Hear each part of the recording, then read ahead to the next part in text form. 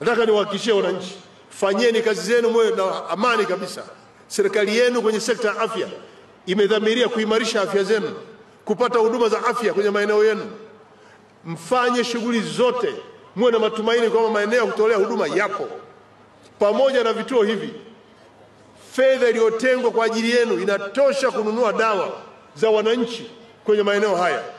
Mganga mkuu wa wilaya huko hapa, tunaleta fedha nyingi hapa. Tuna MSD zaidi ya milioni 300, lakini tuna basket fund, mfuko wa afya ule una zaidi ya milioni 3 vile vile. Na tumesema kwa wastani wilaya hii kwa kila mwezi sio chini ya milioni 65 kwa ajili ya ununuzi wa dawa.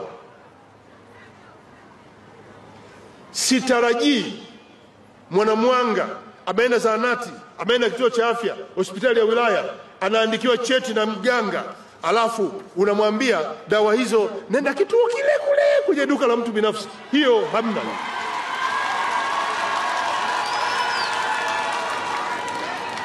Milioni hizi 65 zitanunua dawa, zitakaa zahanati, vituo vya afya, na zinatosha. Hiyo ni kila mwezi, na tunaleta miezi mitatu. Milioni 180.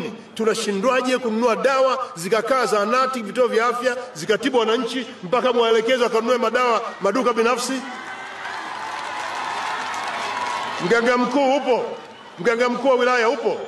Hii kinachokisema kisimamie. Simamia dawa hizi zipatikane kwenye vituo vya afya. Acheni kununua dawa ambazo nature ya mazingira haya hatuna magonjwa hayo. Nunueni madawa ambayo mara nyingi yanajitokeza kwa utafiti mliofanya, Mwanga magonjwa gani hasa. Hayo yawe na madawa ya kutosha. Tusisikie Tanzania Mwanamwanga anapelekwa duka la wananchi, duka la watu binafsi kwenda kununua huko wakati fedha ipo ya serikali.